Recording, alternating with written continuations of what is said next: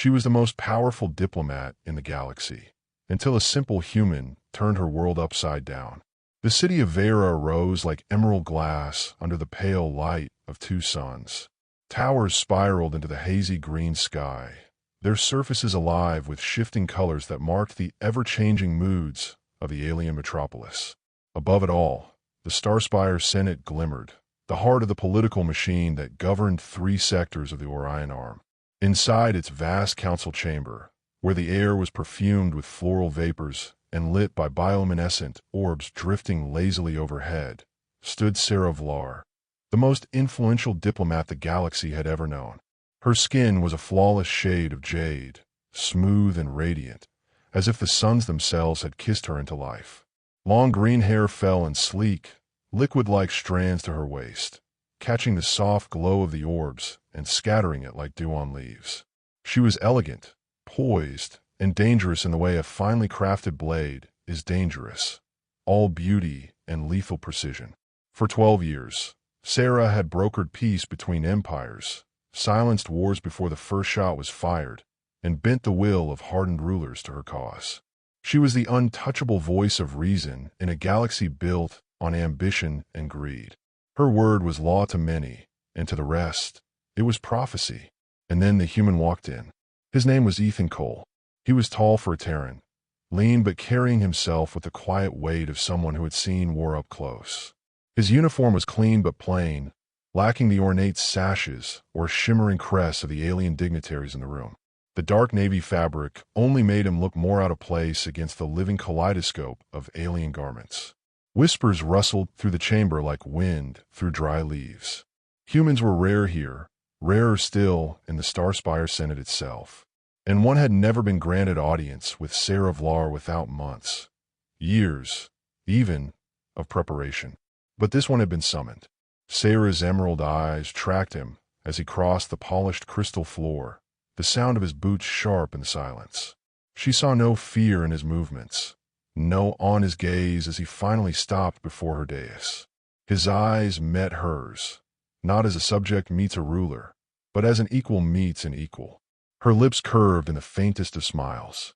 "Ethan Cole of Terra," she said, her voice smooth and melodic, every syllable deliberate. "Do you understand the significance of where you stand?" "Yes," he said simply. The word should have been followed by honorifics, acknowledgments, at the very least a bow. But Ethan offered nothing but the truth in his voice, and that truth carried no deference. The room shifted. Alien dignitaries stiffened, some exchanging glances, others murmuring in disbelief. Sarah's expression didn't falter, but something behind her eyes flickered, a spark of irritation, perhaps, or curiosity.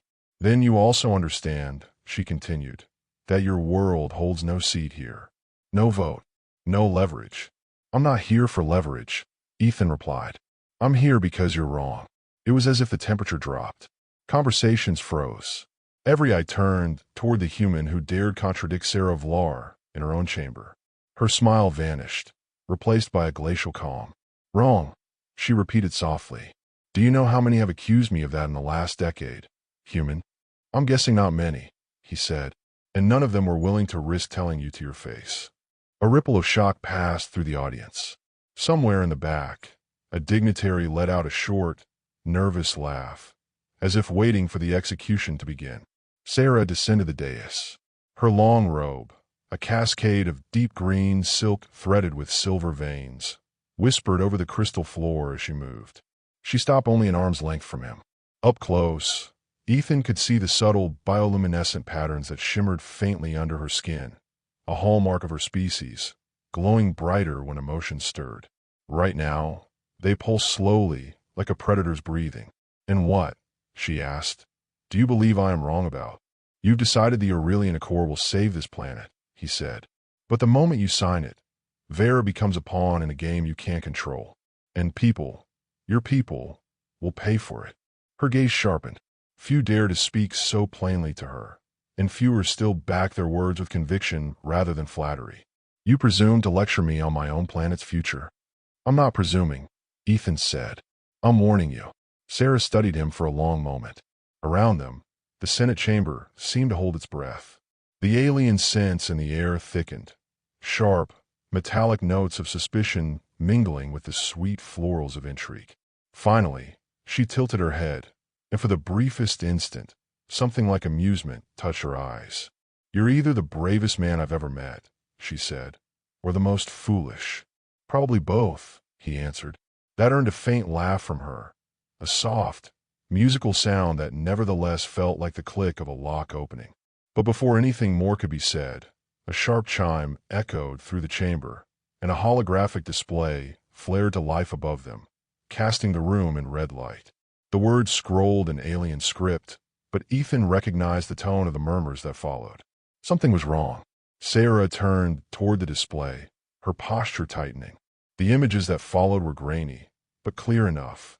Ships entering orbit, massive and bristling with weapons. Not Aurelian ships. The chamber erupted into chaos. Sarah looked back at Ethan, and for the first time, her confidence faltered. "You knew this was coming," she said. He didn't answer. He didn't need to. Outside, the sky was already darkening with the shadow of war. The alien warships grew larger in the Starspire Senate's hollow display, each one a predator against the soft green curve of Vera's atmosphere. Their hulls were the color of obsidian, jagged with weapon emplacements that pulsed a dull crimson, as though the ships themselves had heartbeats. Sarah's voice cut through the panicked noise of the chamber. "Silence." The word was amplified by the chamber's acoustic field, slamming against the walls and rolling back over the crowd like a shockwave. The Senate stilled, though the fear in the air had turned sharp, metallic. One of the aides, a short, feather-crested Varan, rushed to her side and whispered urgently. Sarah's eyes narrowed as she listened. "They've bypassed orbital customs," she announced. "Transponders identify them as Carveth raiders." A murmur of dread rippled through the room. Even Ethan had heard of the Carveth. Mercenaries, slavers, and worse. They didn't come to negotiate. They came to strip worlds bare. Sarah's mind raced. The Carveth hadn't set foot in Varan space in over a century. For them to arrive now, just as she was about to finalize the Aurelian Accord, was either a catastrophic coincidence or a deliberate move to destabilize her position. And the fact that Ethan Cole was here, warning her minutes before their arrival, was not lost on her. She turned to him, eyes sharp. "You knew this would happen." "How?" Ethan kept his voice even. "Your Accord's terms were leaked 2 weeks ago. The Carveth saw the Aurelians as your new shield, and they wanted to hit before that shield existed. How do you have this intelligence?" "I was stationed near the Dust Frontier for 5 years," he said. "I've dealt with them before. They don't bluff." Sarah's pulse quickened. She didn't like being at a disadvantage, and she especially didn't like depending on someone whose loyalty she couldn't measure. But the hologram above them was proof that her planet was now on the edge of a blade. An older senator stepped forward, a broad-shouldered being with crystalline skin and a deep, resonant voice. "We should evacuate the city," he urged. "Move the council to the subterranean shelters." "No," Sarah said, her voice cutting through the room. "If we retreat now, the Carveth will see it as an open invitation. They will sack Vera before the sun's set." "Then what do you suggest?" the senator demanded. Sarah hesitated, a rare thing for her, before turning to Ethan. "You fought them before. How would you stop them?" Every head in the chamber turned toward the human. Ethan didn't enjoy the attention, but he stepped forward anyway. "The Carveth fight like predators. If you make yourself look weak, they'll circle and tear you apart. If you look too strong, they'll retreat, but only long enough to regroup and hit harder. The trick is to be unpredictable, hit them where they don't expect it, and make them believe you'll go further than they will." One of the aides scoffed. "You expect the Starspire Navy to gamble the safety of the planet on a Terran's instincts." "No," Ethan said. "I expect you to gamble it on survival. They'll hit your orbital defense grid first. If you want to survive, you need to take the fight to them before they finish targeting." Sarah folded her arms, studying him. "You're suggesting we attack?" "I'm suggesting you give them the impression you've already decided they're dead," Ethan said. The chamber buzzed with arguments, half the council calling him reckless, the other half too stunned to speak. Sarah let the noise wash over her, her gaze never leaving Ethan's. "You're asking me to risk thousands of lives on your word," she said. "I'm asking you to stop pretending you're untouchable," Ethan replied. They came here because they think you are predictable. Prove them wrong. The words hit her harder than she expected. She was Sarah Vlar, the unshakable negotiator, the untouchable voice of diplomacy. But standing here now, she could feel the truth. Diplomacy would not save Vera in the next hour. Prepare the fleet, she ordered finally. The room exploded into motion. Aides rushed to relay commands. Senators barked orders into comms, and the great bioluminescent orbs overhead shifted to a deep amber, the color of wartime readiness. Sarah stepped closer to Ethan, lowering her voice so only he could hear. If this fails, there will be nothing left of you to bury. He gave her a faint smile. Then let's make sure it doesn't fail. The Starspire Navy launched within 20 minutes, an unheard of speed for a force this size. From the Senate's high platform, Sarah and Ethan watched the defense ships rise from the city's outer rings, their hulls catching the light of the twin suns as they ascended into the green sky. Sarah's comm pinged. Fleet reports ready, came the voice of Admiral Wren, deep and steady. She turned to Ethan. You said you fought them before. How do you want to begin? Break formation, he said immediately. Her brow furrowed. That's suicide. They expect a clean defensive wall. Ethan said, if you scatter, they'll think your coordination is breaking down. It'll draw them in faster and closer. That's when you hit them, all at once. Sarah studied him for a moment longer before giving the order. Moments later, the sky was chaos. Varan ships darting in seemingly random patterns, as if the fleet had lost cohesion. The Karveth ships, closing in from orbit, adjusted course, eager to exploit what they saw as disarray. Ethan's eyes were locked on the display, waiting for the perfect moment. Then, with a sharp gesture, he spoke into the comm now. The scattered Varan ships swung inward in a sudden, unified strike, cutting into the Karveth formation like a blade through cloth. Explosions flared against the green sky. In the Senate chamber, gasps and cheers erupted in equal measure. The first wave of raiders was already breaking formation under the counterattack. Sarah allowed herself a small breath of relief, until another set of red icons bloomed on the display. A second Karveth fleet had just dropped out of warp, and it was twice the size of the first. Outside, the horizon was already darkening again. The Senate chamber fell silent, all eyes turning to Sarah and Ethan. He looked at her steadily. This is where it gets ugly. Her hands curled into fists. Then I suppose we stop pretending we're civilized. The Senate chamber's bioluminescent orbs had shifted again, no longer amber for readiness, but a harsh crimson, bathing the marble-like crystal walls in the color of blood. Outside, through the massive window behind the council seats, the sky was a war painting in motion. Trails of smoke, flashes of fire, and black Karveth silhouettes tearing through the upper atmosphere. The Second Fleet's arrival had shattered the fragile hope sparked by the Varan counterstrike. Sarah could see it in the senators' faces, the hollow-eyed dread of those who know the tide has turned against them. Ethan's gaze stayed fixed on the holographic display. They're not here to negotiate terms. This is a purge. Sarah didn't need the reminder. The Karveth didn't leave survivors unless they could be sold or used. And Vera, jewel of the Orion arm, would be stripped to its bones. Admiral Wren, she called into her comm. Status of the fleet? The voice came back ragged, but steady. First wave mostly contained. Minimal losses. Second Fleet, heavily armed. They've deployed rift breakers. Ethan swore under his breath. Sarah shot him a sharp look. Explain. Rift breakers aren't just warships, Ethan said. They tear through planetary shields like they're made of paper. If they reach the upper atmosphere, your defenses are gone. Sarah's mind was already racing. Her planet's shield grid was state-of-the-art, but rift breakers were something else entirely. Ancient, brutal machines built for siege warfare. Once deployed, they were almost impossible to stop. How much time? She asked. Ethan checked the incoming trajectory on the holo. 15 minutes before they're in range. Less if they push the drives. Around them, aides scrambled to relay commands. Orders echoed through the air, overlapping with the rising hum of the chamber's energy conduits. Sarah didn't flinch, but a part of her, the part that had grown used to controlling every variable, twisted in discomfort. She wasn't in control here, and she hated it. She turned back to Ethan. You fought them before. Tell me there's a way. He hesitated, then said, "There is, but you're not going to like it." Minutes later, Sarah was striding down the polished corridor that led from the Senate to the orbital command platform, Ethan at her side. The path curved upward, flanked by tall windows that looked out over Vera's capital. Once serene, now scarred by the first distant impacts of enemy fire. "You're suggesting a strike team?" she said, her voice low but sharp. "I'm suggesting we take the fight to the rift breakers before they can fire," Ethan replied. "They're too big for standard interceptors to get through the armor. But they've got weak points.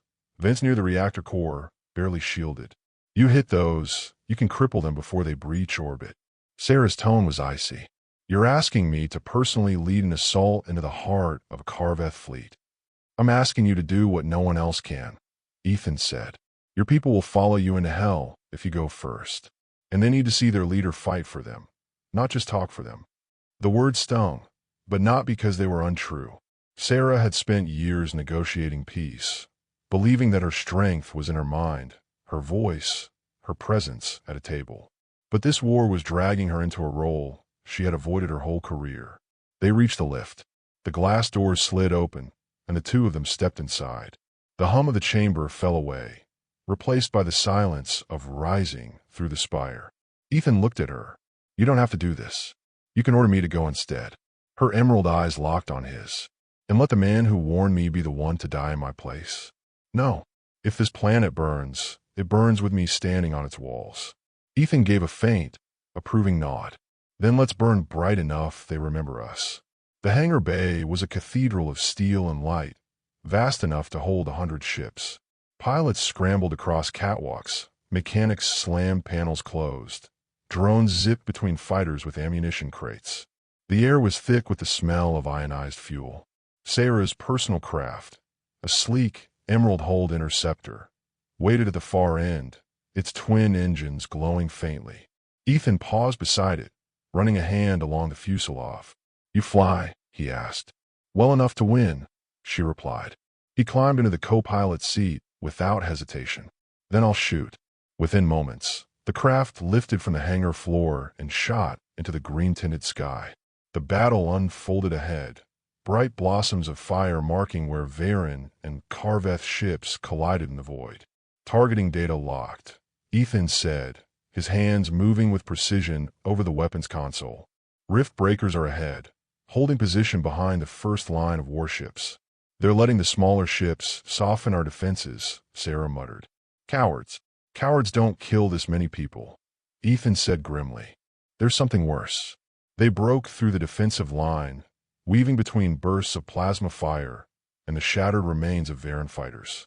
The rift breakers loomed ahead, titanic structures of blackened metal, bristling with gun batteries. 10 minutes, Ethan said. "After that, we're too close to the shield grid." Sarah pushed the interceptor's engines to their limit. The craft shuddered, its hull groaning under the strain. The first rift breaker's vent ports glowed faintly, the heat of its reactor bleeding into the void. Ethan locked weapons and fired. A brilliant burst erupted from the vent, scattering molten debris into space. The rift breaker's formation shifted instantly, turrets swiveling toward them. "Now they're angry," Ethan said. The next minutes were a blur of evasive maneuvers, near misses, and the deafening pulse of return fire slamming into their shields. Sarah's focus narrowed to a razor's edge, green eyes fixed on the target, hands steady even as the cockpit shook around her. Another vent erupted under Ethan's fire. The rift breaker listed, its weapons falling silent. "That's two," he said. "One more and she's dead." But before they could line up the shot, the second rift breaker slid into position, blocking their path. Its turrets flared, and the interceptor's shield screamed under the impact. "We can't take another hit like that," Ethan warned. Sarah's jaw tightened. "Then we don't get hit." She dove the craft under the rift breaker's massive hull, skimming so close the metal ridges scraped against their shields. The vent glowed ahead, and Ethan took the shot. The explosion was blinding. They pulled away just as the first rift breaker tore itself apart, chain reactions ripping through its frame. The second hung back, its formation breaking in disarray. Sarah exhaled slowly. "Status of the fleet?" Ethan's eyes scanned the hollow. His voice darkened. "Still outnumbered." and the third rift breaker just came out of warp. Sarah's knuckles whitened on the controls. Then we go again. The third rift breaker emerged from warp like a nightmare given form. Its hull was darker than space itself, swallowing the light of the twin suns, and its forward cannons pulsed with the slow rhythm of a predator that knew it had already cornered its prey.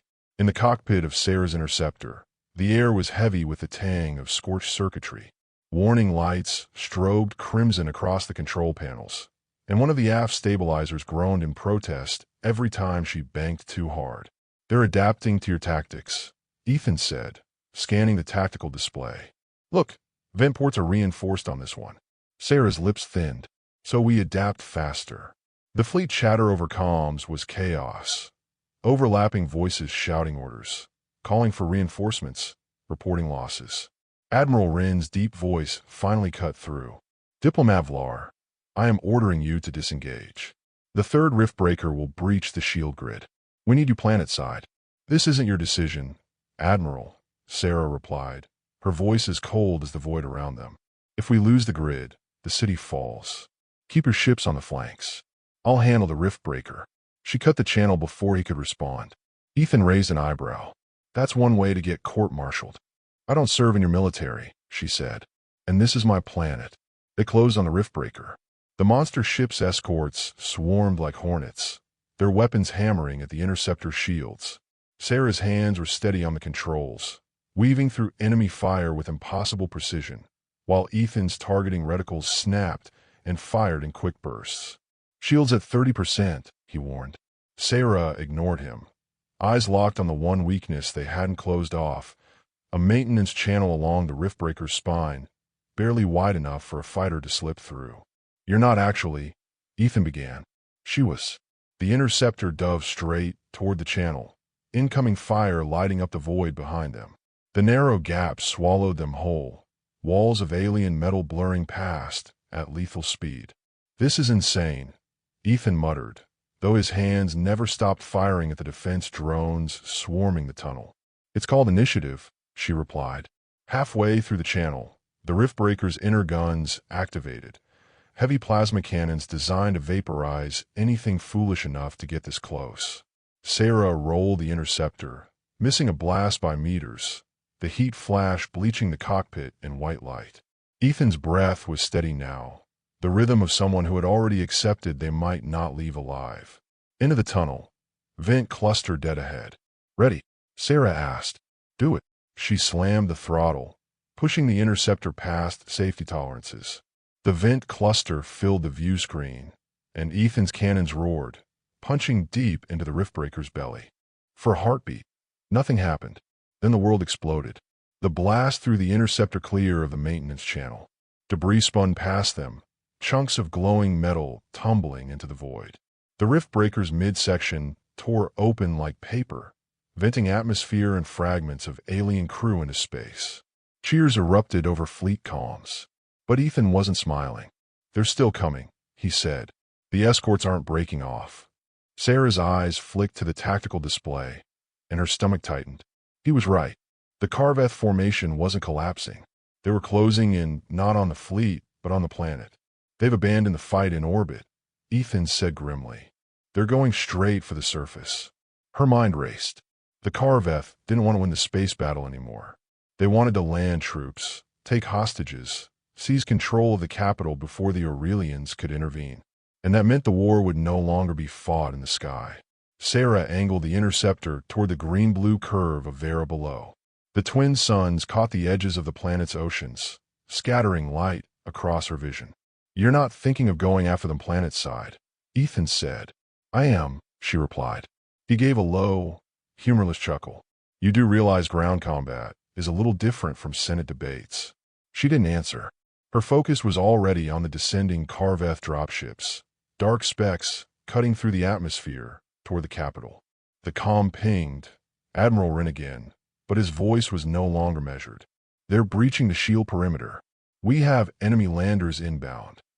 "Hold the palace gates," Sarah ordered. "I'm coming in hot." The interceptor screamed through the upper atmosphere, the heat of re-entry painting the cockpit in orange light. Below, The capital city stretched like a living mosaic of emerald and silver, its spires glinting in the sun, and at its heart, the star spire itself, towering above all else. But as they drew closer, Sarah could already see the shadows of the incoming dropships darkening the streets. The first explosions bloomed at the edges of the city, sending plumes of green-hued smoke into the air. "Landing pad 3, she said, banking hard toward a wide platform near the palace.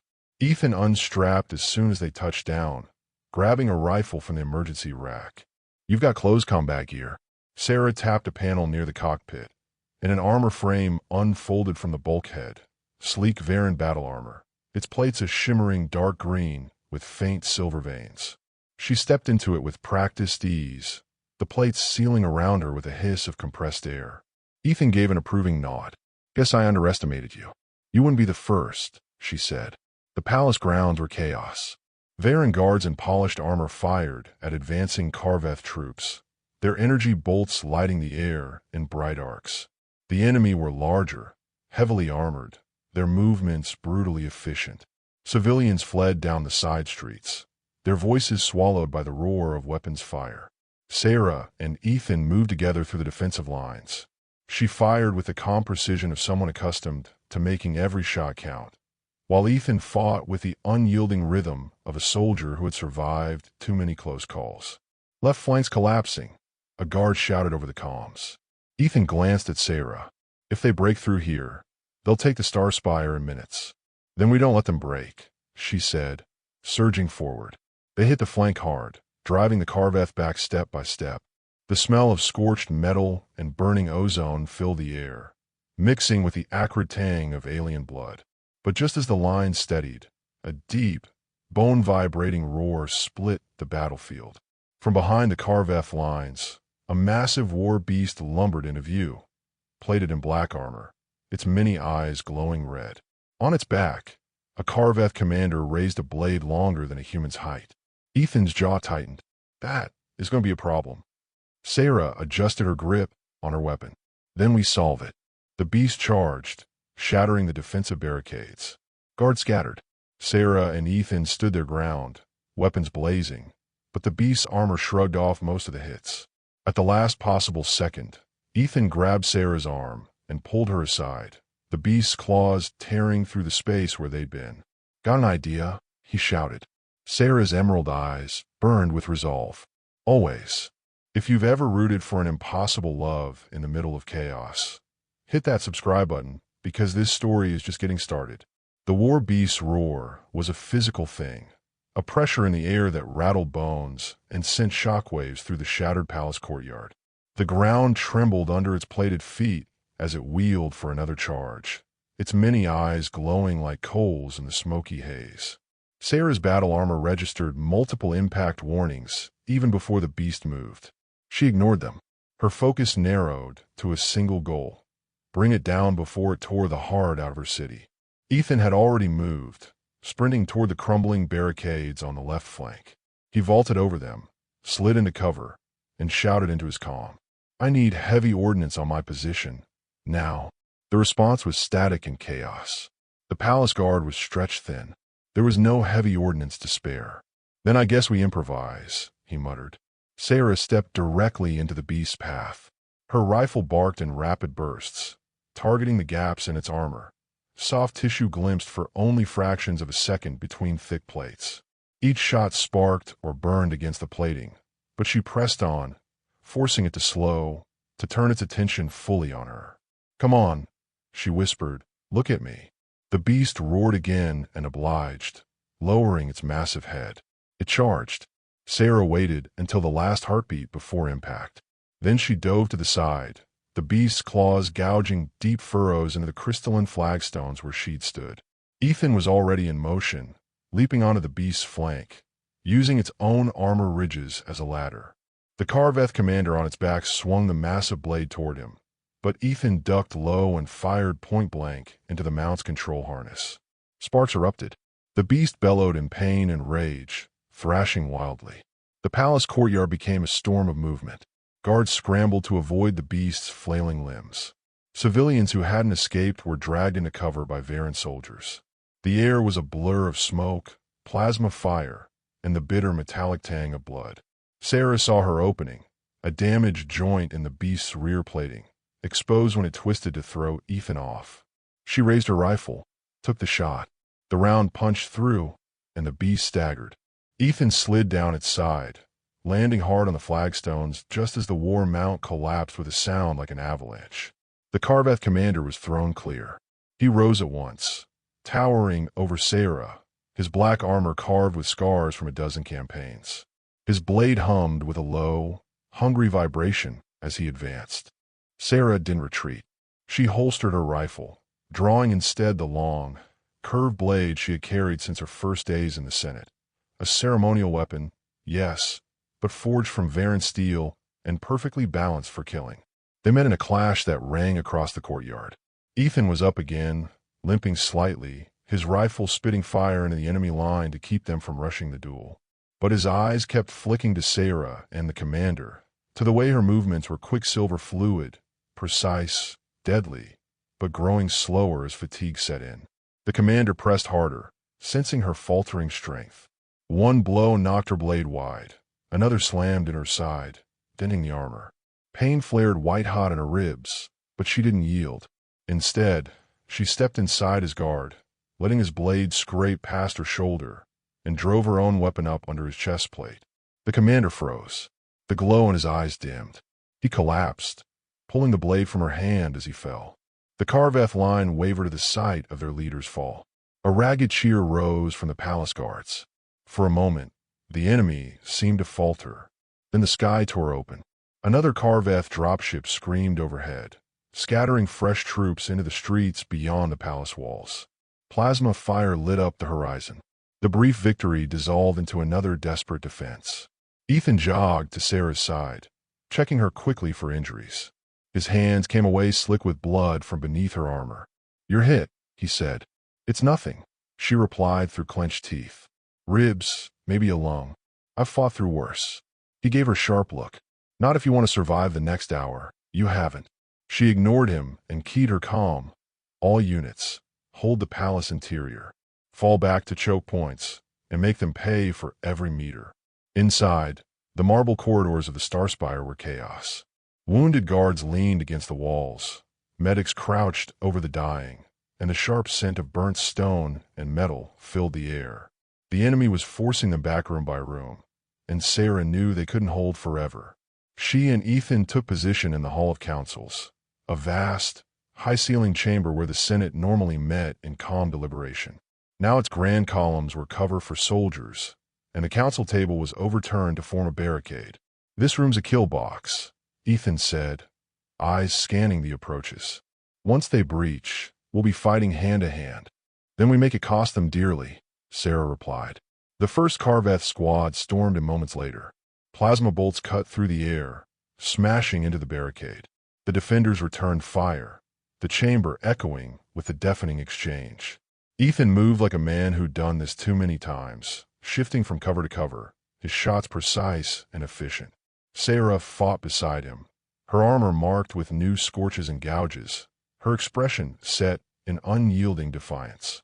After what felt like hours but was only minutes, the last of that wave fell. The Hall of Councils was littered with smoking armor, cracked stone, and the wounded groans of both sides. But there was no cheer this time. Everyone in the room could hear the heavy footsteps approaching from the far corridor, slow, deliberate, and many in number. "They're bringing in heavies," Ethan said grimly. Sarah straightened, her breathing ragged but her eyes blazing. "Then we end this here." The heavies came into view, massive Karvath shock troopers, each twice the height of man, their armor thick as starship hulls. Behind them, a smaller figure, not armored, but cloaked in flowing black, with a staff crowned by a pulsing red crystal. Ethan swore softly. "A warcaster." Sarah's eyes narrowed. "Explain." "They're battlefield manipulators," he said. "Think artillery that can also warp your mind if you're too close. Then we take them out first." The shock troopers charged, their steps shaking the chamber. Ethan fired until his rifle overheated, then drew a sidearm, aiming for joints and visors. Sarah vaulted onto the council table, using the height to strike at their neck seals with her blade. The warcaster raised its staff, and the air thickened instantly. Sarah's vision blurred, her ears filled with a low, bone-deep hum. Ethan staggered, gritting his teeth as the mental pressure built like a vice. With a snarl, Sarah hurled her blade. It spun end over end, embedding itself in the warcaster's chest.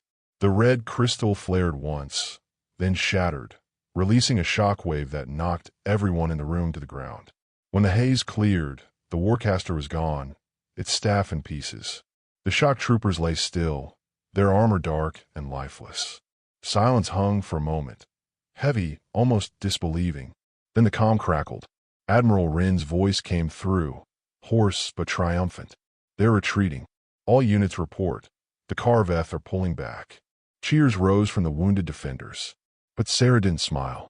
Her gaze drifted to the shattered crystal on the floor, and the faint, ominous hum still lingering in the air. "They'll be back," she said quietly. Ethan looked at her, his voice low. "Yeah, and next time, they'll bring worse." The battlefield silence never lasted long. Even in victory, if you could call it that, there was always the scrape of boots, the clink of armor, the muffled cries of the wounded. Hours after the Karveth retreat, the star spires still smelled of scorched metal and ozone. Light from the twin suns poured through shattered skylights, cutting bright shafts through the drifting smoke. Sarah stood in the Hall of Councils, stripped of her armor, her green skin marked with deep bruises and cuts. Her emerald hair hung loose, dust and ash clinging to its length. She was exhausted, but every line of her posture still radiated command. Across the room, Ethan was helping a wounded guard adjust his makeshift sling. His uniform was scorched, his hands scraped raw, but there was no sign of hesitation in his movements. When their eyes met, there was no need for words, only the quiet understanding of two people who had bled in the same fight. They found a moment to speak in what remained of the Senate Gardens. Once a lush expanse of flowering crystal flora, now it was a ruin of blackened stalks and broken glass petals. Sarah sat on a low bench, holding a data slate that flickered with casualty reports. Her voice was low, almost distracted. 200 dead in the first wave, another 100 in the palace breach. And this is just the capital. Ethan leaned against the bench's armrest, watching her face rather than the numbers. "You held them. If they'd taken this place, the whole planet might have fallen." She gave a short, bitter laugh. "I held them for now. You saw how they fought.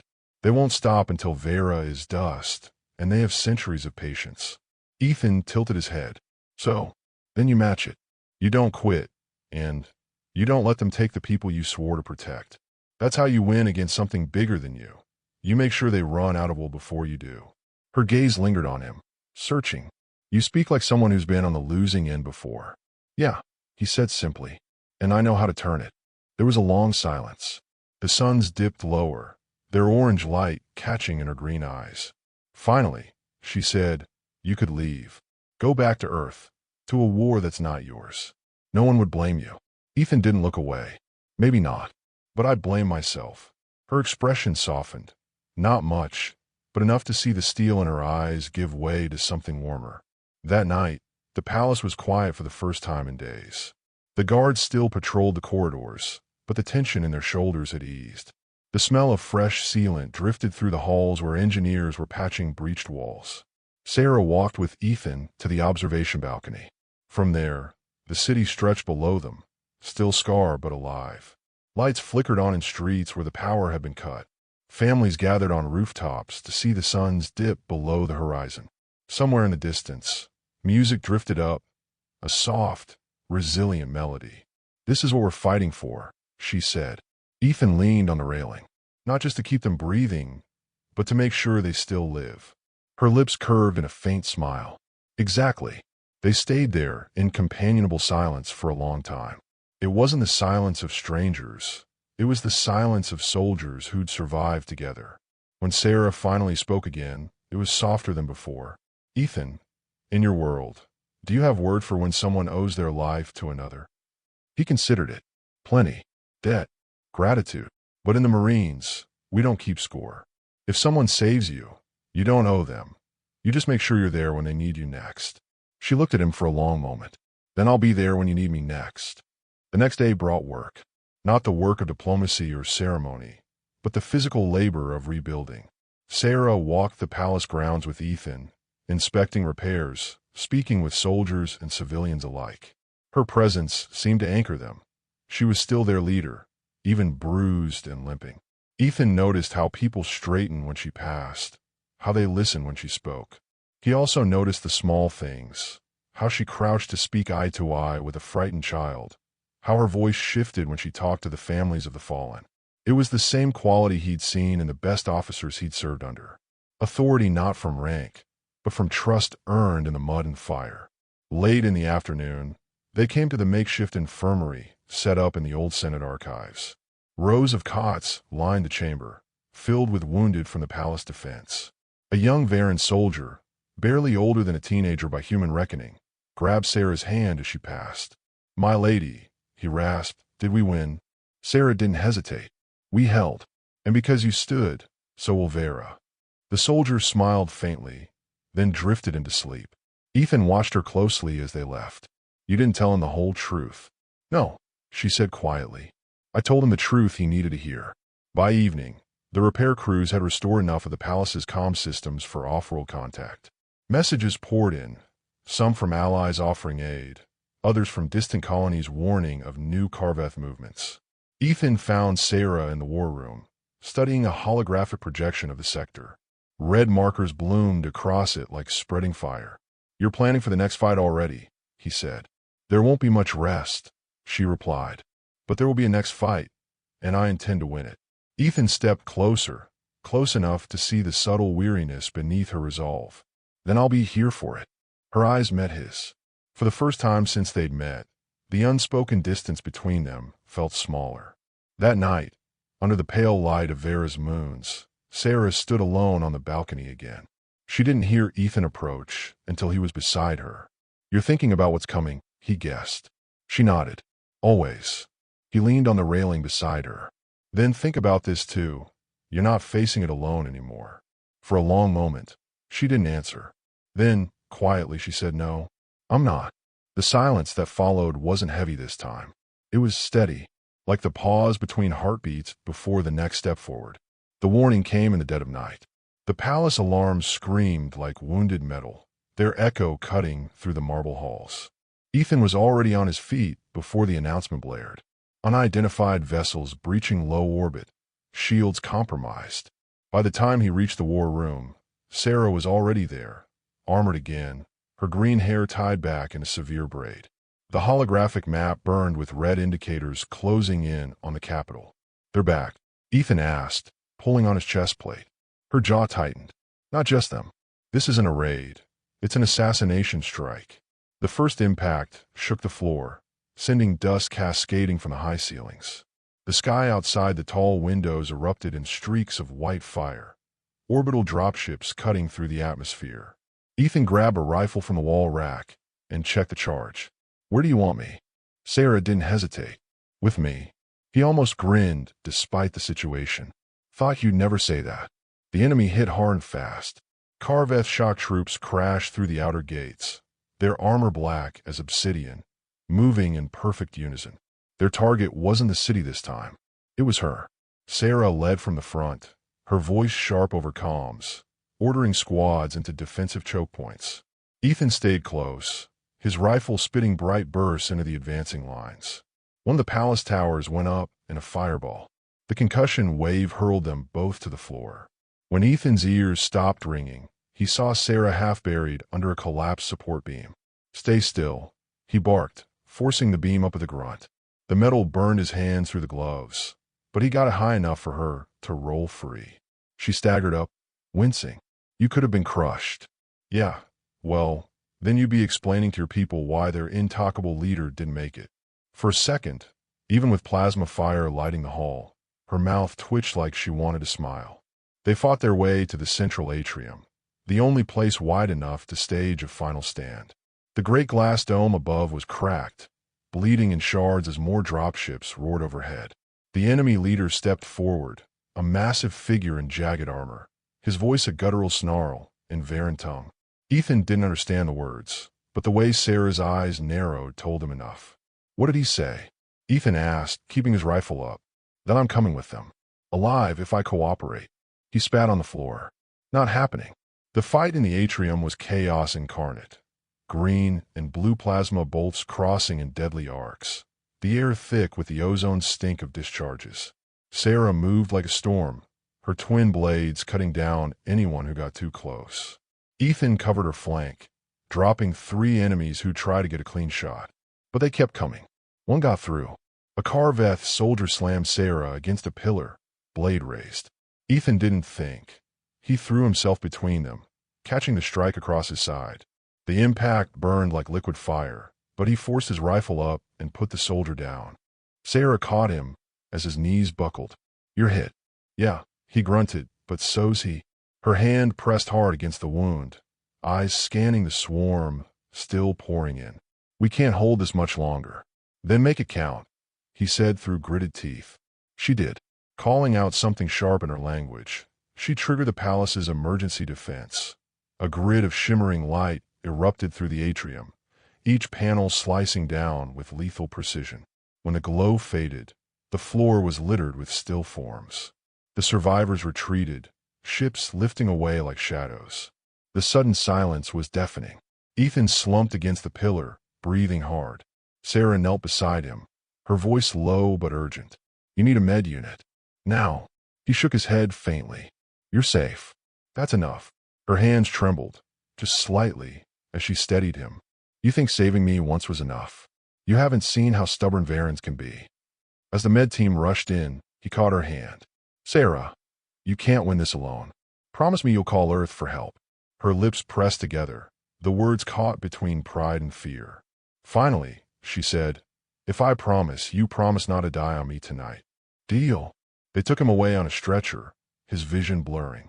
The last thing he saw before the medbay doors closed was Sarah, standing in the ruined atrium, her green hair falling loose again, lit by the pale glow of Vera's moons. But this time, she didn't look untouchable. She looked human. The medbay smelled faintly of antiseptic and ionized air. Ethan lay on a soft but rigid platform, a translucent stasis field humming faintly over his side. Each pulse of light numbed the pain a fraction more. Sarah stood beside him, not armored now.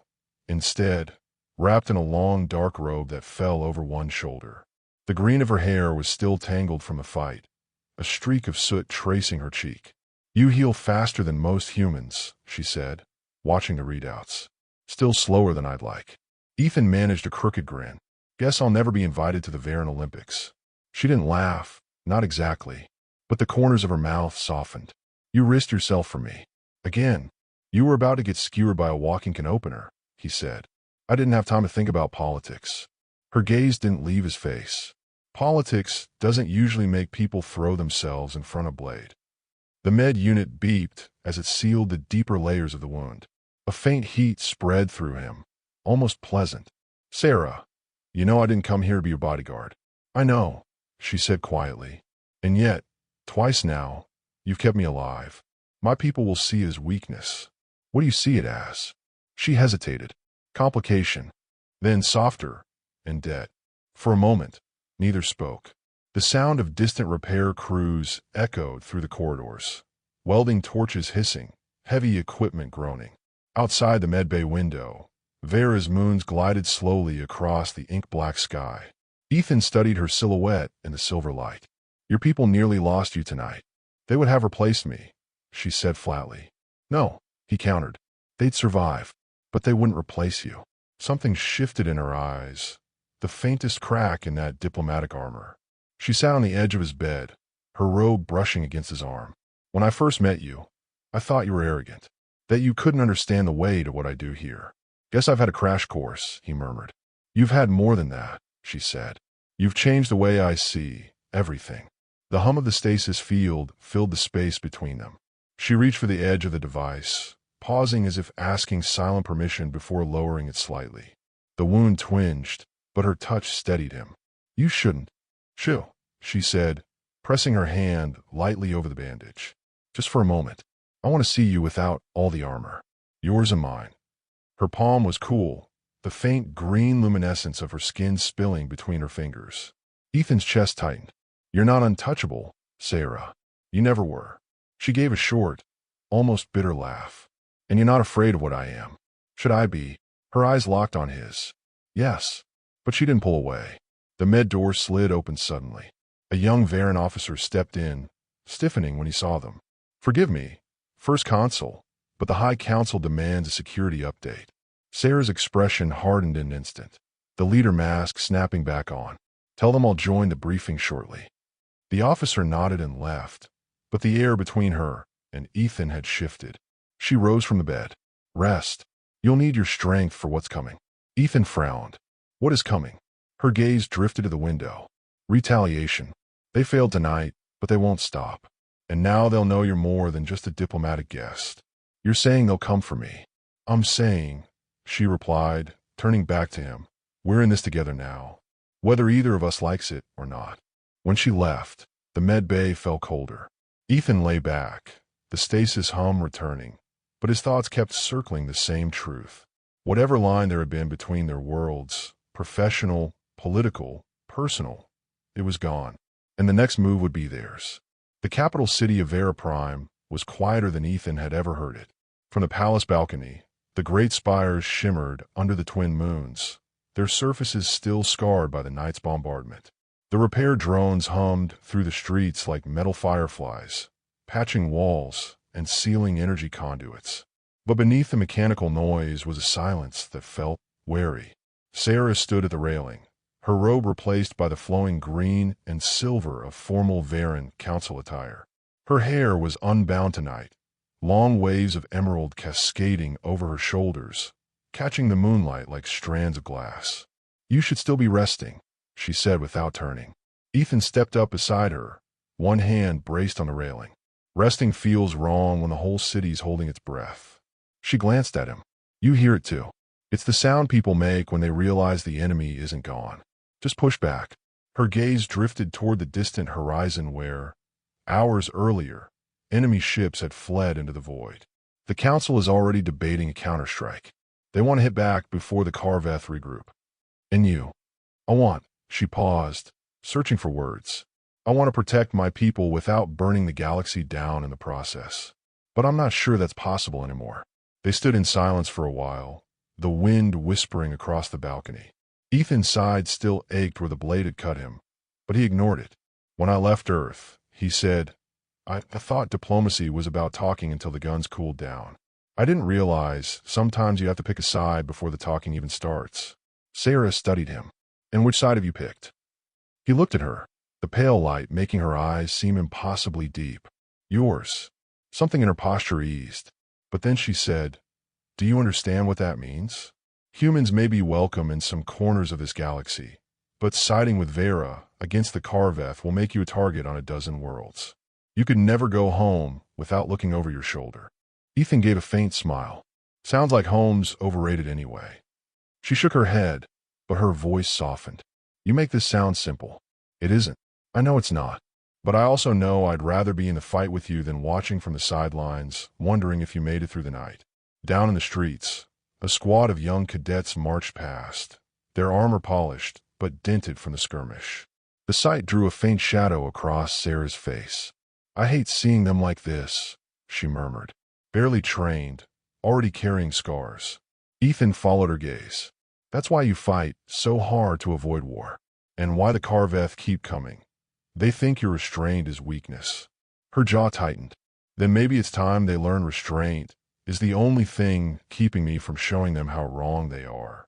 She turned toward him fully now, the distance between them shrinking to a breath. "Ethan, I need you to understand. If you stay, you won't just be my ally. You'll be part of this world. That means your fight isn't just for me anymore. It's for everyone here." He didn't look away. "I already understood that the second I saw that dropship coming down toward the palace." The faintest smile touched her lips, but her eyes still held that mix of defiance and doubt. "You're impossible." "Yeah," he said, "but apparently so are you." A chime sounded from the hall. The council was summoning her. She lingered a second longer, her voice low. "I don't know how this ends, Ethan, but I know we'll decide it together." As she walked away, the scent of her, faintly metallic, faintly floral, lingered in the cool night air. Ethan stayed on the balcony, staring at the battered skyline. He thought about Earth, about the safe, predictable path he'd left behind, and he realized there was no part of him that wanted to go back. Vera had become more than an assignment, more than a place. It had become someone. And for her, he'd risked the galaxy. 3 weeks later, the skies above Vera Prime were calm again. Too calm. From orbit, the planet's green-blue curve gleamed like a jewel in the black, its twin moons keeping silent watch. But in the space between those moons, the defense grid was thicker than ever. Overlapping energy nets, drone sentries, and new capital ships in constant rotation. The galaxy knew Vera had been struck, and Vera wanted everyone to know it would never happen again. Ethan stood on the docking platform, the wind tugging at his jacket. The wound in his side had mostly healed, though the scar was still there, a thin silver mark he knew he'd carry for the rest of his life. Sarah approached from behind, her footsteps soft against the metallic floor. She wasn't in ceremonial attire today, just a simple tunic the color of deep forest, belted at the waist. Without the heavy trappings of office, she looked younger, but no less formidable. "Your ship's prepped," she said. "Once you're in orbit, you'll head for the Council's forward station on the border." Ethan turned to face her. "And you?" "I'll follow after I finish here," she said. "The Council thinks splitting us up reduces the risk of both of us being targeted at once." "Smart," he admitted. "Still don't like it." Her smile was faint. "Neither do I. But we'll meet again in a few days. Assuming the Carveth don't get ideas in the meantime." Sarah stepped closer. "Then we'll deal with them. Together." The wind shifted, carrying the distant hum of the launch bays. For a moment, Ethan wanted to say something, to name what was happening between them. But in a galaxy where warships could blot out suns, words felt fragile. Instead, he said, "You're not untouchable anymore." Her eyes softened, the faint green glow catching in the sunlight. "Neither are you." They stood there a moment longer, the silence speaking louder than any promise. Overhead, a formation of defense craft streaked across the sky, leaving luminous trails that arced toward the horizon. "You know," Ethan said, "Earth has an old saying, 'Don't start a fight you can't finish.'" Sarah's lips curved into something that wasn't quite a smile. "Vera has one too. Make sure the enemy doesn't live to regret it." He chuckled. "Guess we'll find out whose saying holds up better." The comm panel on his wrist beeped. The pilot was ready. Sarah stepped back, but only slightly. "Fly safe, Ethan. Try not to overthrow the galaxy while I'm gone." No promises. As he boarded the small diplomatic transport, he glanced back one last time. Sarah was still there, watching, her green hair catching the wind like a banner. In that instant, he knew two things for certain.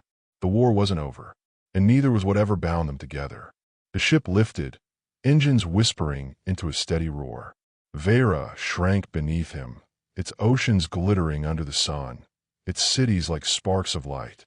Somewhere down there, she was already preparing for the next move. Ethan allowed himself one quiet thought before the jump to FTL. If you already rooted for an impossible love once, you'd do it again. And again. Thank you for reading. If you've ever believed in a love that defied the odds, drop your thoughts below, and subscribe for more stories that prove humanity's heart can cross any galaxy.